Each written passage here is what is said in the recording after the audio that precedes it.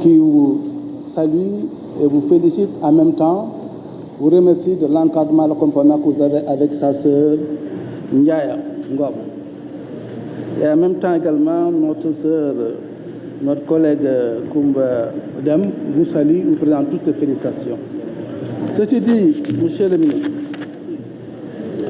je veux apporter quelques éclairages par rapport donc à votre ministère. L'intitulé de votre ministère, ministère du développement industriel des petites et moyennes entreprises.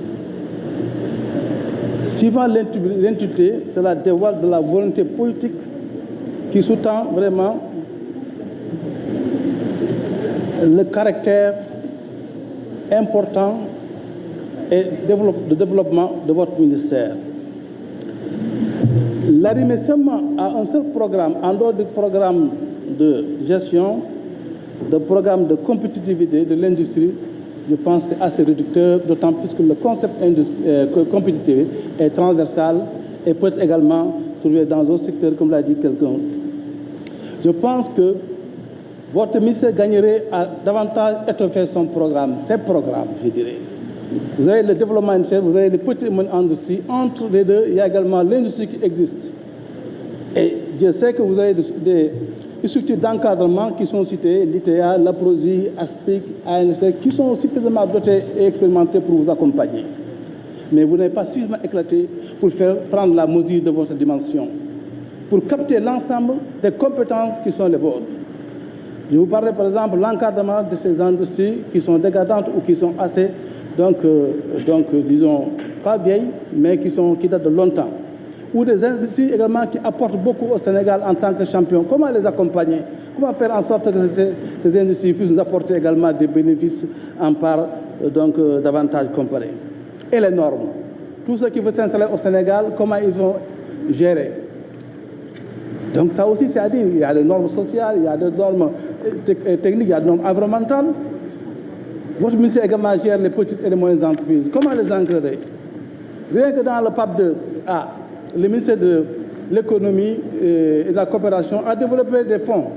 Le fonds d'amorçage, le fonds de garantie de relance pour les entreprises privées.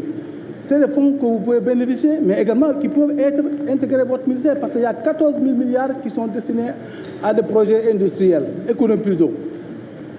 Je pense qu'il faut étendre davantage votre étoffe pour pouvoir capter davantage de possibilités dans votre secteur.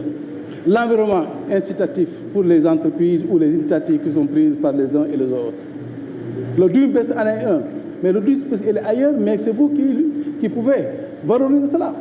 Parce que vous êtes la proximité même de l'industrie, monsieur le ministre. Je pense qu'il y a des efforts de rééquilibrage à faire par rapport à l'organisation gouvernementale du secteur aussi important que le développement industriel.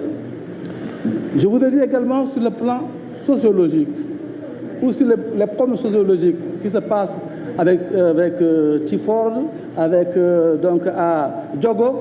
C'est le secteur également qui ne doit pas laisser les autres ministères y aller. C'est vous, parce que vous avez au moins la vision de l'industrie avant d'avoir la vision des populations ou la vision de la zone.